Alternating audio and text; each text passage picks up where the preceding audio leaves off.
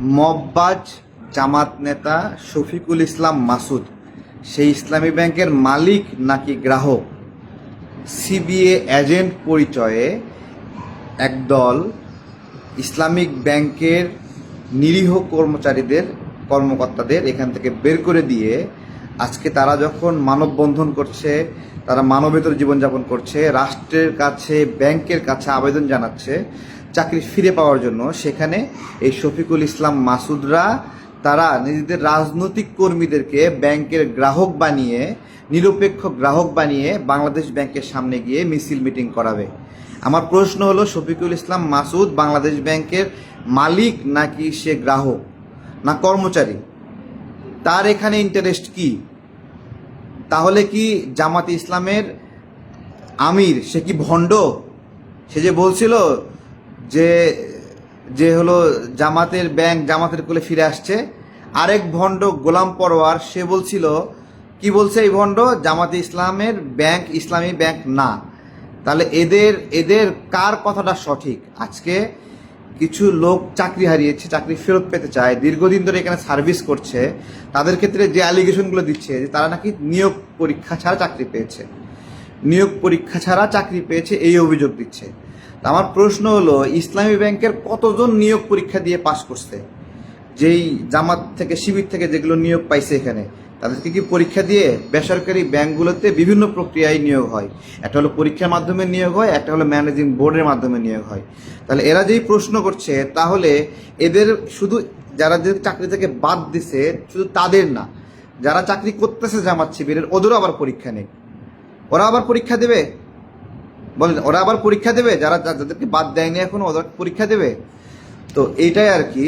তো এদের মূল উদ্দেশ্য নির্বাচনের ঠিক আগে প্রকাশ পেয়েছিল যে কিভাবে ইসলামী ব্যাংকের শিবির যারা আছে, জামাত থেকে যারা আছে, তাদেরকে দিয়ে কিভাবে ভোট চুরি করাবে। এই শফিকুল ইসলাম মাসুদ মববাজ, যে বাংলাদেশ ব্যাংকের সামনে ইসলামী ব্যাংক নিয়ে মব করতে চায়, বিভিন্ন এলাকায় নিজেদের কর্মী বাহিনীদেরকে জড়ো করতেছে 200, 300, 500 করে।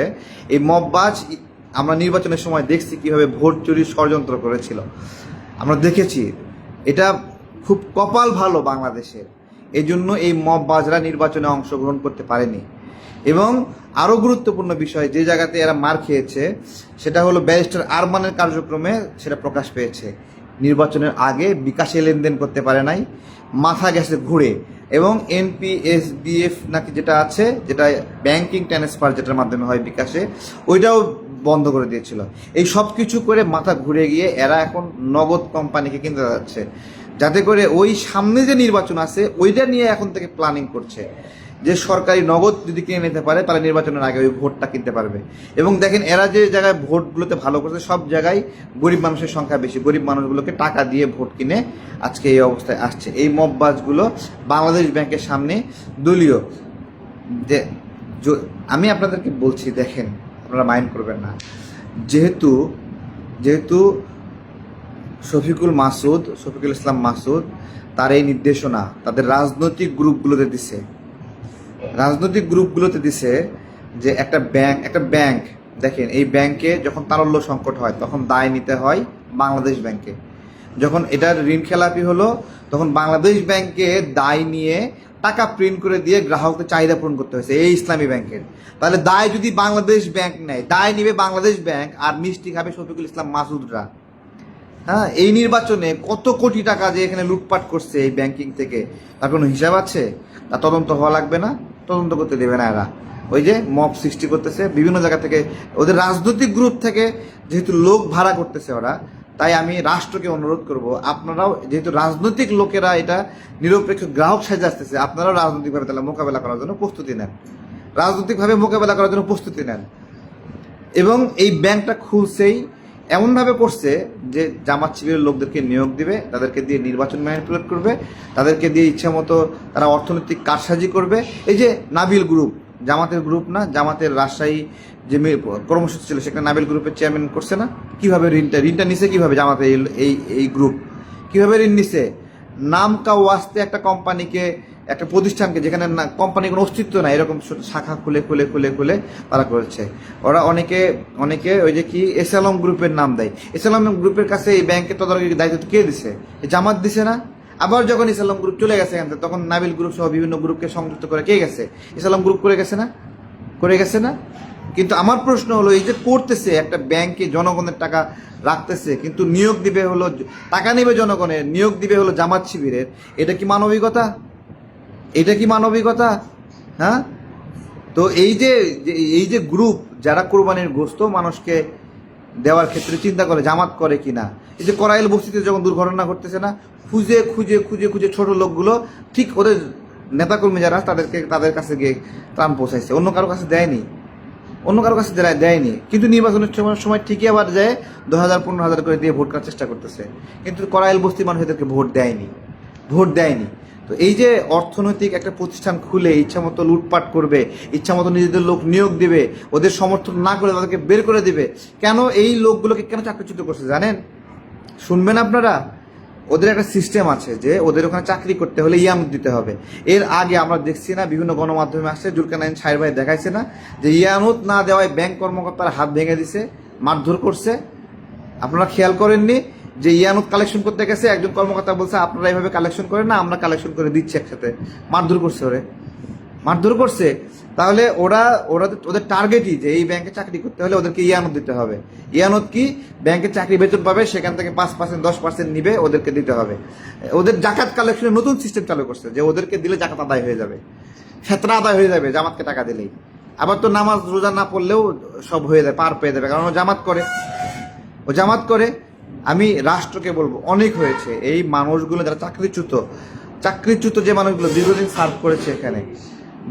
সার্ভ করেছে, যদি এইরকম হইতো যে টাকাগুলো ঋণ খেলাপি হয়েছে, যে টাকাগুলো লুট হয়েছে, নাবিল গ্রুপরা লুটপাট করছে। হ্যাঁ, এই যে নাবিল গ্রুপ যে এখান থেকে টাকাটা লুট করে কই দিছে? শিশুমনির এলাকায় ত্রাণ দিছে না?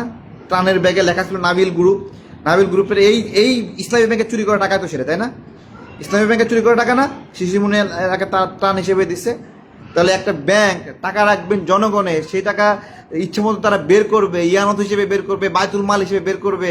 আর সেই ব্যাংকে যখন তারল্য সংকট হবে, তখন বাংলাদেশ ব্যাংক দায় নিয়ে টাকা শোধ করবে। এই ব্যাংকে তো বাংলাদেশ ব্যাংকেরও শেয়ার আছে, বাংলাদেশ ব্যাংকের শেয়ার আছে না, আন্তর্জাতিক বিভিন্ন সংগঠনের শেয়ার আছে না। জামাতের শেয়ার কয় পার্সেন্ট আছে? 5% শেয়ার দেখাতে পারবে? একটা ষড়যন্ত্র করছিল যে নাবিল গ্রুপ এখান থেকে ঋণ নেবে, ঋণ নিয়ে ওই ঋণ নেওয়ার টাকা আবার ইসলামী ব্যাংকে বিনিয়োগ করে দেখাবে যে ইসলামী ব্যাংকের মালিক ওরা। তো এই আর কি। তো রাষ্ট্রকে সচেতন থাকতে বলবো। এই যে মব বাজরা যেহেতু রাজনৈতিক গ্রুপে মেসেজ দিয়ে লোক সংগ্রহ করতেছে, গ্রাহক সাজিয়ে চাপ সৃষ্টি করার জন্য, নিরপেক্ষ গ্রাহক সাজানোর জন্য, সুতরাং এটাকে রাজনৈতিকভাবে মোকাবেলা করার আর সুযোগ নাই। আর জামাত যদি এটাকে ফেস করতে চাই, যে ওদের ব্যাংক ওদের কত পার্সেন্ট শেয়ার নিয়ে আসে, সেই শেয়ার, এই যে শফিকুল ইসলাম মাসুদ, তোমার কয় পার্সেন্ট শেয়ার আছে দেখাও, কয় পার্সেন্ট শেয়ার আছে। তুমি নির্দেশ দেওয়ার কে? 500 লোক আসবে কই থাকে, 300 লোক আসবে কই থাকে? তুমি সব গ্রাহকের অভিভাবক নাকি? হ্যাঁ, সব গ্রাহকের অভিভাবক? তাহলে কি বলবো, যে বাংলাদেশে যারা জামাত ইসলাম করে না, জামাত শিবির করে না, তারা ইসলামী ব্যাংক থেকে টাকা তুলে নেবে সব এখন না? ব্যাংকটাকে ধ্বংস করার জন্য রাজনৈতিক রং লাগাচ্ছ তোমরা। হ্যাঁ, যে ইসলামী ব্যাংকে কাজ করতে হলে তোমাদের জামাত শিবির করতে হবে, তাহলে তো জামাত শিবির ছাড়া অন্য কেউ দেবে না। তাহলে এই ব্যাংকে যে তারল্য সংকট আছে, তারল্য সংকট মিটাবে কিভাবে? সব গ্রাহক যদি টাকা তুলে নেয়, সব গ্রাহককে টাকা দিতে পারবে? কত টাকা বেতন ভাতা, বায়তুল মাল, জামাত ইসলামের প্রোগ্রামের জন্য, রাজনৈতিক কার্যক্রমের জন্য, নির্বাচনের জন্য বের করতে, সে মেলাতে পারবা? তাহলে দায় নিবে জনগণ, টাকা রাখবে জনগণ, আর হলো লোক নিয়োগ দিবে হলো জামাত ইসলামের সব না? তোমার জামাত শিবির না করলে, তাহলে একটা কাজ হোক, তাহলে জামাত শিবির না করলে অন্য ব্যাংকে সে চাকরি পাবে না? বলো। আল্লাহ এই দেশের মানুষকে বাঁচাইছে যে এরা সরকারে আসেনি।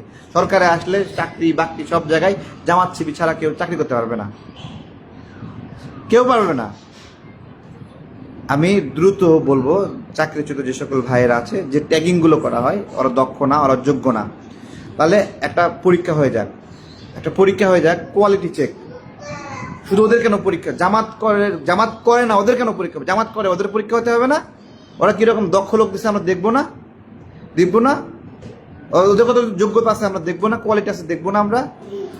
ওরা তো জামাতি ইসলাম বলতেছে, ইসলামে 2 লাইন কোরআন শরীফও পড়তে পারে না, তাহলে ওদের যোগ্যতা কি? ইসলামিক দল যে নাম দিছে, দেখছি না ওদের সর্বোচ্চ নেতা তাহের সাহেব, দেখছি না সুপ্রিম কোর্টের সামনে কিভাবে কোরআন শরীফ পড়ে? হ্যাঁ, দাঁত ভেঙ্গে চোপা শেষ হয়ে গেছে 2 লাইন কোরআন পড়তে। তাহলে ওদের যোগ্যতা কি? ওদের ইসলামিক যোগ্যতা আছে নাকি সেকুলার যোগ্যতা আছে না কি যোগ্যতা আছে? ওদের একটা যোগ্যতা আছে, দালালি করার। 71 সালে আমাদের দেশের বিরুদ্ধে দালালি করছে পাকিস্তানের হয়ে। মানুষ হত্যা করার যোগ্যতা আছে, রক কাটার যোগ্যতা আছে, টাকা লুট করার যোগ্যতা আছে, ব্যাংক ডাকাতি করার লুট আছে। এছাড়া ওদের কি যোগ্যতা আছে? এই যে যে লোকগুলোকে বের করছে না, এই লোকগুলো যখন আবার ইসলামী ব্যাংকে যাবে, নির্বাচনে কত টাকা চুরি হয়েছে সবগুলো বের করে ফেলবে। এছাড়া আর কোনো কারণ দেখতেছি না।